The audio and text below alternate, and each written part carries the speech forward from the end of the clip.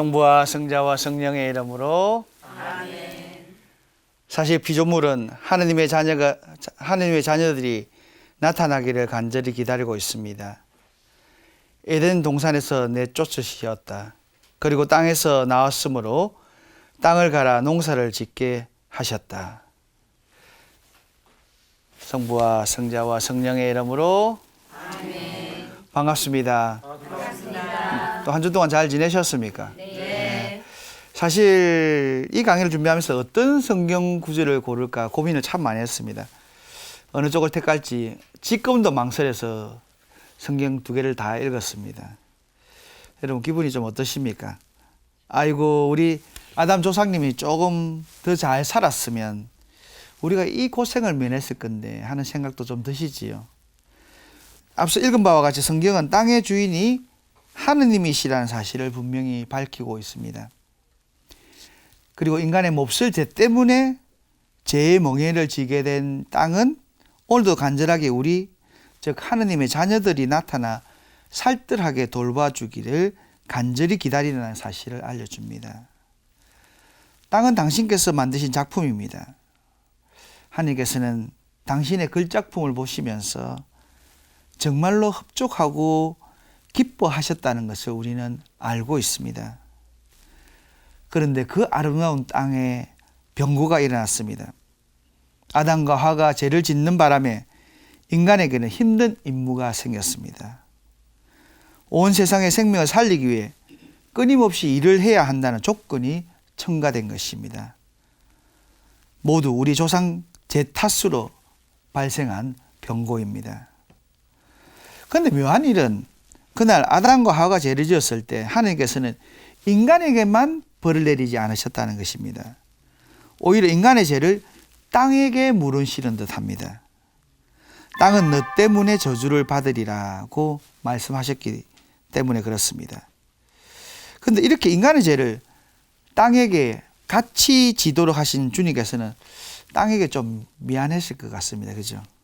왜 아니 그랬겠습니까? 그래서 내처 한 가지 부탁을 하십니다. 즉 우리 인간이 땅에게 휴가를 줄 것을 명하십니다. 땅을 7해마다 쉬게 해주라는 말씀의 속뜻은 이렇게 인간 때문에 억울하게 저주를 당하는 운명에 처한 최소한의 예의를 갖추라는 당부가 아닐까 생각됩니다.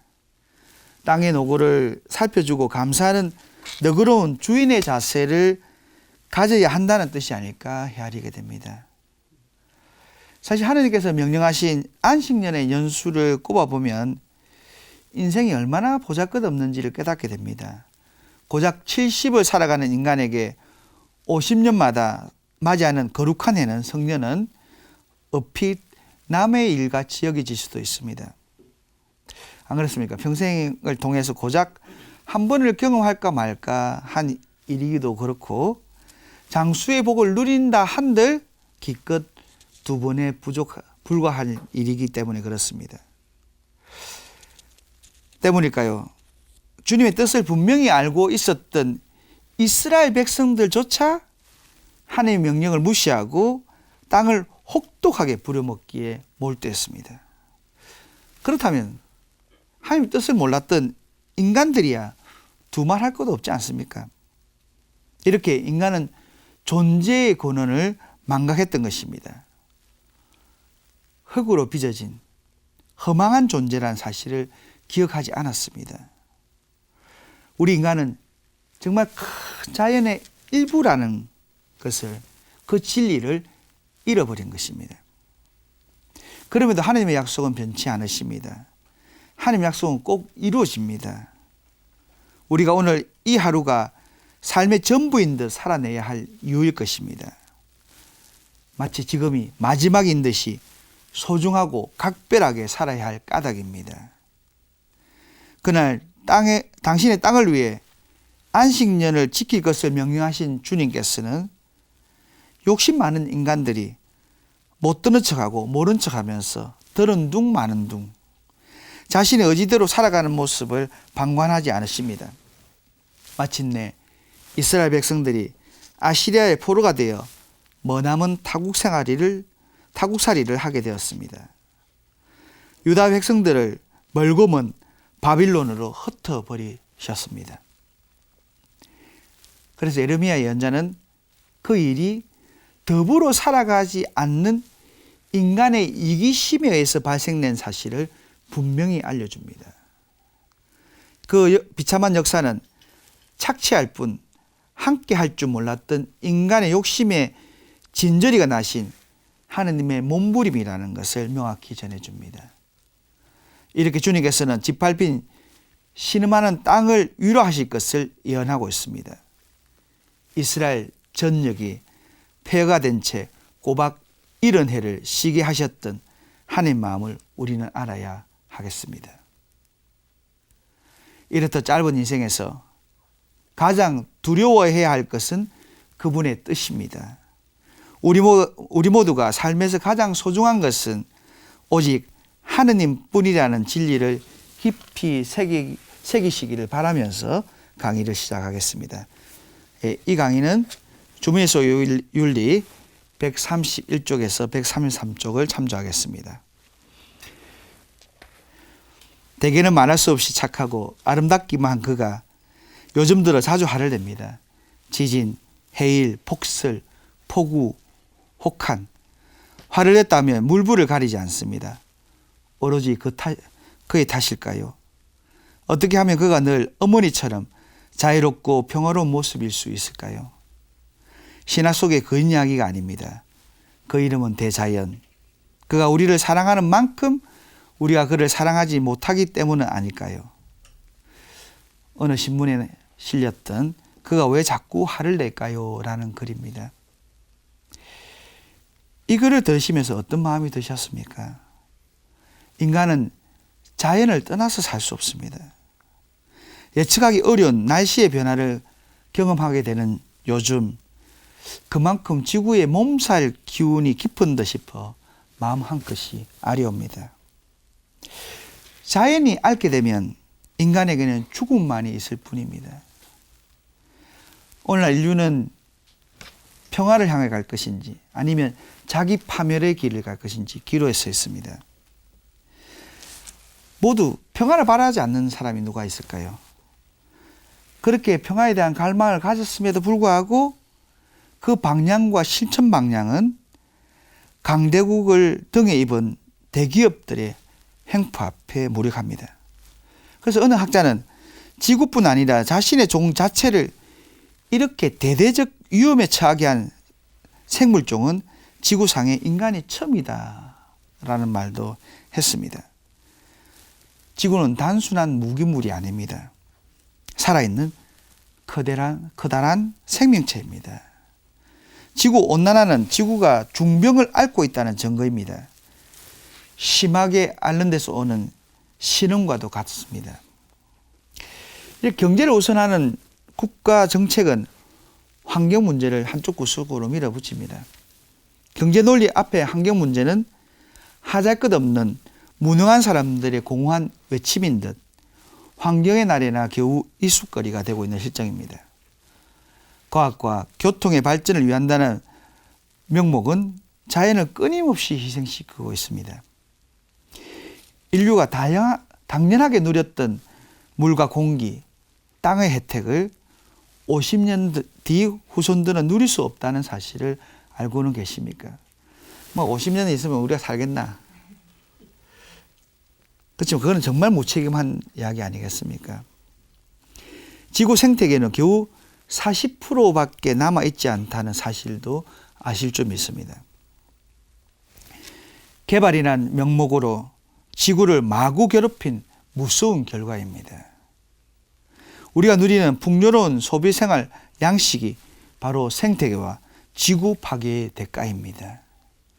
우리가 가진 자연에 대한 존중과 보존의식은 말 그대로 기아 상태입니다. 지구의 허파라고 할 수 있는 아마존간 밀림이 소에게 먹이기 위한 대두 생산에 무참히 벌목되고 있습니다. 그렇다고 우리가 브라질 사람들은 욕심쟁이라고 몰아붙이고 손가락질 할 수 있을까요? 지구인의 인간다운 삶을 영위하기 위해 생태계를 안정시키는 일에 창의력을 동원해야 합니다. 자원을 신속하고 지속 가능한 방식으로 사용하여 건강한 자연으로 되살려야 합니다. 만약 그렇지 않다면 인류는 상상조차 할 수 없는 미정류의 상태에 처해질 것입니다. 인류의 운명이 이렇게 경각에 처한 상황 앞에 우리 모두 특히 그리스도인들은 책임감을 느껴야 하고 환경 문제에 적극적인 관심을 가져야 할 것입니다. 지구를 건강하게 하는데 적합한 행동을 구체적으로 실천해야 할 것입니다. 자연은 소유와 정보의 대상이 아니라 조화를 이루고 함께 살아가야 할 대상입니다. 우리가 자연과 조화로운 관계를 회복하는 것은 내일의 인류를 위한 거대한 사랑의 행위입니다. 우리가 오늘 다른 이들과 함께 살아가는 것처럼 장차 태어나게 될 후손을 위해서라도 우리 몫을 다해야 합니다. 바로 이것이 우리가 환경을 보호해야 할 핵심 내용입니다. 정말 환경에 대한 양심의 눈을 떠야 할 시간입니다. 하느님께서 자연을 창조하신 마음으로 바라보고 그 마음으로 자연을 사랑하는 손길을 되살려야 합니다. 한없이 품어줄 것만 같았던 어머니 지구의 자정력은 한계에 도달했고 그로 인해 지구 곳곳에서 이미 재앙이 시작되었다는 것을 우리는 모르지 않습니다. 그럼에도 이렇게 눈앞에 닥친 재앙을 자연 탓으로 돌리고 혹자는 하느님이 계시다면 어떻게 이런 재앙이 있을까 라면서 진작 우리에게 잘못이 있다는 것은 알지 못합니다. 사실 과학이 발달하기 전에는 지구가 무한히 거대하다고 생각했습니다. 그러나 이제 지구는 아주 유한한 곳이 되었습니다. 과학은 이제 지구 나이도 밝힙니다. 우주의 나이가 160억 년, 지구의 나이가 55억 년이라고 합니다. 그러니까 이제 산업혁명이 발달하면서 이산화탄소를 배출하는데 그래서 이산화탄소 배출을 제한하는 그 회의, 국제회의가 있는데 미국이 참여하지 않습니다. 왜요? 미국이 가장 많은 이산화탄소를 배출하기 때문입니다. 왜요? 자국민들의 편의와 이익을 위해서 국가가 양심의 문을 닫아버리는 거죠. 이 시대적 위기감은 다른 사람이나 나라 혹은 어느 민족에게 국한된 부분적인 현상이 아닙니다. 이는 나와 내 가족, 내 민족, 국가만을 생각하는 열리지 못한 생각과 움켜진 두 손에 의해 생겨난 어이없는 결과입니다. 미국 생물학자 가르트 하딘이 이렇게 환경 문제의 심각성을 설명하게 만든 공유지의 비극을 이야기하는데 이건 인간 욕심이 어떠느냐를 알려줍니다. 그 공유지라는 누구나 사용할 수 있는 초지를 말합니다. 그럼 소에 뜯어먹기 풀을 하는데 그러면 이제 풀은 좀 있으면 자연적으로 또 자라납니다. 그죠? 근데 내가 안 뜯으면 다른 사람 뜯어먹는다고 생각하니까 자라날 틈도 없이 다 완전히 몰살시켜 버리는 겁니다. 탐욕이 이렇게 무서운 것입니다. 이웃의 행복을 외면했던 서로의 굳은 마음이 재앙의 바탕입니다. 얼마 전에 제가 몇 년 됐죠. 뉴질랜드 가서 그는 물반 고기반이라는 낚시를 하는데 그 전에도 제 친척이 있어서 바다를 가자 하는데 신부님 이렇게 비가 올 것 같습니다. 그래서 비는 안 오는 내가 바다 나갈 때 비는 안 오는데 고기가 잘 안 잡힌다고 이야기했어요. 그럼 뭐 뉴질랜드는 물반 고기반이기 때문에 아무 걱정하지 마시라고 이야기를 하던데 근데 딱 넣었는데 정말 고기 안 잡혀요. 그리고 제가 정말 고생해가 하나 낚았는데 그 있던 뉴질랜드 선장이 딱 오더면 딱 보더만 바로 뽑아가 던져버려요. Very expensive 이라면서 왜냐하면 27cm가 안 되면 그건 벌금이 엄청나게 때려지기 때문에 버리면 그러니까 크기가 애중간하다면 딱 작아갖고 정확하게 됩니다. 우리 한국 사람들은 뭐 바닷가에서 고양 누가 알겠나 하는데 시민의식이 터출하기 때문에 다 이렇게 고발을 합니다.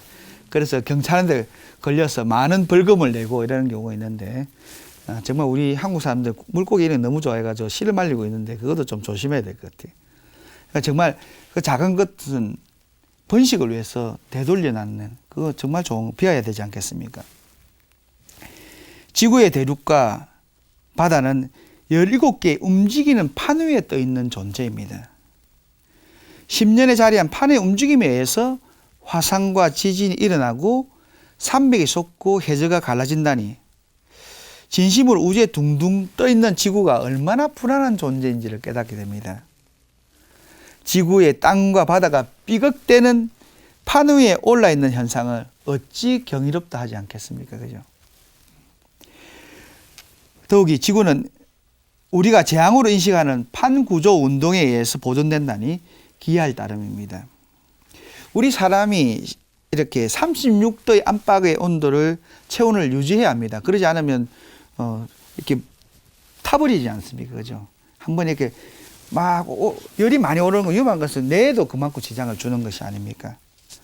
이 판구조 운동도 지구의 신진대사를 조절하기 위한 것이랍니다.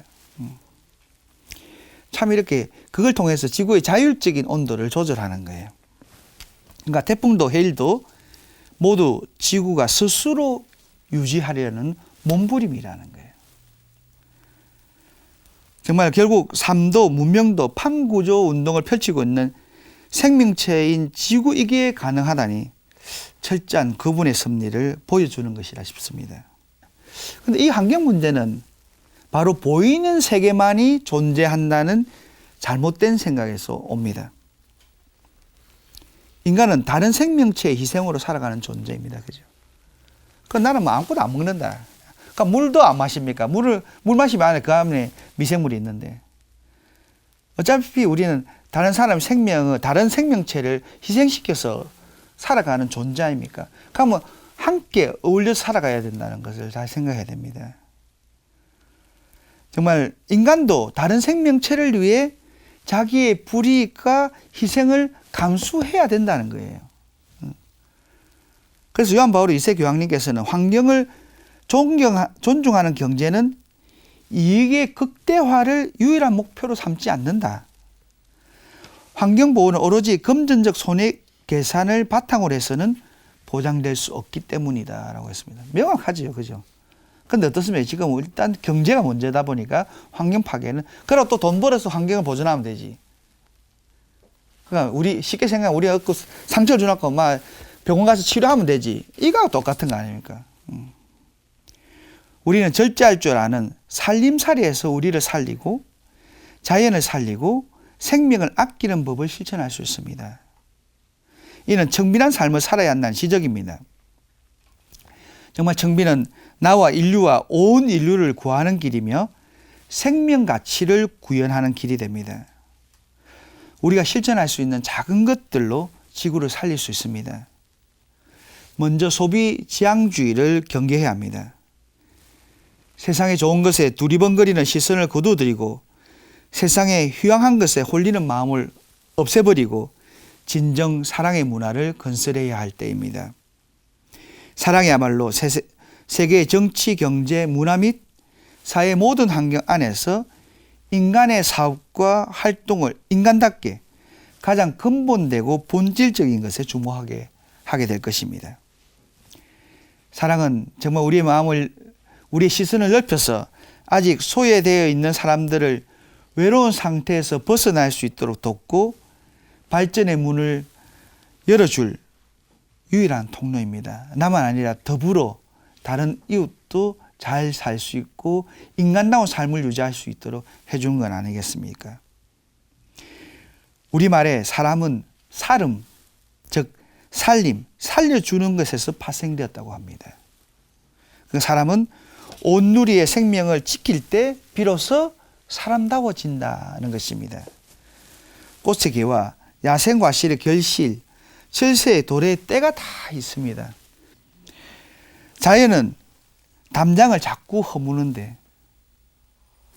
인간은 자꾸 담장을 새롭게 샀습니다. 깨어 있어야 할 이유입니다. 정신을 똑바로 차리지 않으면 이기적 경향으로 흐를 수 있는 것이 우리 마음이라는 것을 잊지 않아야 합니다. 경제적 측면과 편리라는 측면에서 자연과의 조화를 무시하는 인간의 욕심이 자연의 재앙을 가져오는 것입니다. 그런 의미에서 부탄 왕국의 왕이 30년 전에 제안한 행복국가론을 다시 한번 생각해 봐야 할 때가 아닌가 생각합니다. 그는 야심차게도 국내 총생산이 아니라 국민 총행복을 제안했습니다. 그러니까 눈부신 발전은 못하더라도 국민들이 골고루 혜택받을 수 있고 환경을 보호하고 전통 문화가 보존되는, 그래서 책임 있게 일하는 정부를 만들겠다는 것입니다.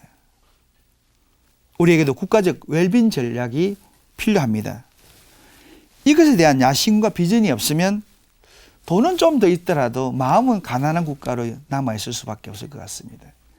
그죠? 우리가 경제가 많이 발전했지만 사람의 여유가 없고 팍팍한 것은 뭐 때문입니까? 늘 국민 총생산액만 생각하지 국민이 얼마큼 행복한가에 대한 그 생각을 하고 있지는 않지 않습니까? 인간에 대해서만 측은지심이 발휘될 것이 아니라 모든 동물, 식물, 무생물까지 확대할 필요가 있습니다. 자연의 아름다움을 느낄 줄 알아야 생명의 신비를 깨닫습니다. 그런데 이렇게 우리 자매님들 하면 아름답다 많이 했는데 우리 남자들은 별로 그런 데 관심이 좀 없어요. 그죠? 예. 정말 자연을 우러볼 줄 아는 마음을, 눈을 가질 때 생명을 사랑하고 감히 자연을 훼손하지 않습니다. 왜요? 자연 안에 있는 생명을 감지하기 때문입니다. 모든 걸 저절로 알아. 정말 살기 위해서 이렇게 저도 이렇게 천을 겉으로 그 비탈에 그 구멍에 생명이 살아가는 거 보면 얼마나 경이롭습니까? 그죠? 지구의 생존을 위해서 대화하는 것은 이제 시대적 과제입니다. 대화함이란 대립이 아니라 서로의 생존을 위한 것입니다. 개발과 환경이라는 두 마리의 토끼를 다 잡기 위해서는 상호적인 대화가 반드시 필요합니다. 교회는 환경 문제 해결 방안을 위한 과학기술의 발전을 긍정적인 시각으로 보면서도 그 분명한 한계를 지적하고 있습니다. 교회가 가장 적절한 해결 방안으로 제시하는 방법은 무절제한 소비 억제입니다. 그리고 부유한 이들이 가난한 이웃을 향한 사랑을 베풀어야 한다는 지극히 단순한 호소입니다. 그리고 재화의 분배가 정의롭게 이루어져야 한다는 점입니다. 왜곡된 세상은 단순한 초심의 사랑으로만 회복될 수 있습니다. 이웃을 사랑하고 모든 만물을 사랑으로 안을 수 있다면 바로 그 자리가 가장 아름다운 해결점입니다. 모두 함께 하나의 지구를 공유하며 살아가는 가족 의식과 함께 책임을 공유하는 실질적인 행위가 독려되어야 하겠습니다. 그래서 일회용품 사용하지 않기, 손수건 사용하기 등 작은 일부터 우리가 시작하면 좋겠습니다. 아직은 사용할 수 있는 물건을 한 번 더 재활용하는 일이 지구의 필요를 들어줍니다. 우리가 익숙하게 뽑아쓰는 티슈 틱틱, 그 한 장을 만들기 위해서 20년 이상 자란 나무가 벌목되고 있습니다. 무감각하게 사용하는 세제를 정화하는 데 필요한 물과 시간은 또 어떻습니까? 아끼는 것이 미덕입니다. 그에 대해 나누어 쓰는 일로 지구의 생채기가 아물 수 있는 시간을 줄 수 있는 것입니다. 지구는 충분히 자기 자정의 시간을만 주면 가능합니다. 그런데 그것을 주지 않기에 상체기가 아물지 않는 것입니다. 우리에게는 푸른 지구를 후손들에게 물려줘야 할 의무가 있습니다. 그 후손을 위해 절제하여 지구를 가꾸는 일은 참 우주인입니다. 우리 아버지 하느님이 손수 만드신 좋은 세상을 가꾸는 하느님 자녀의 삶입니다.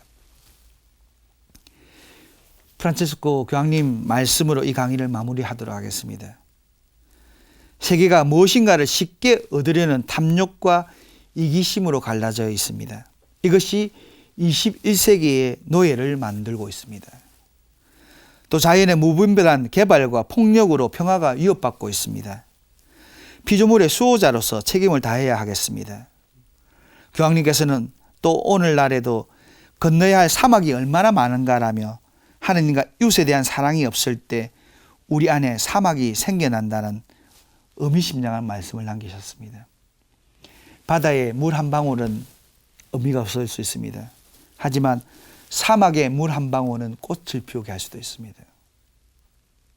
지금도 여러분은 정말 그 삭막해지가 는 이 세상에 물 한 방울이 되고 그 물 한 방울에서 사랑의 꽃이 피고 사랑의 열매가 맺는 것이 우리 그리스도의 해야 할 일이 아니겠습니까? 뭐 들을 게 없다 하면 동의할 거 오래 있었네. 교회의 정치 참여에 대해서 많은 분들이 우려하고 있습니다. 교회가 정치에 참여하여 세상을 자주우지하기를 원하는 것일까요?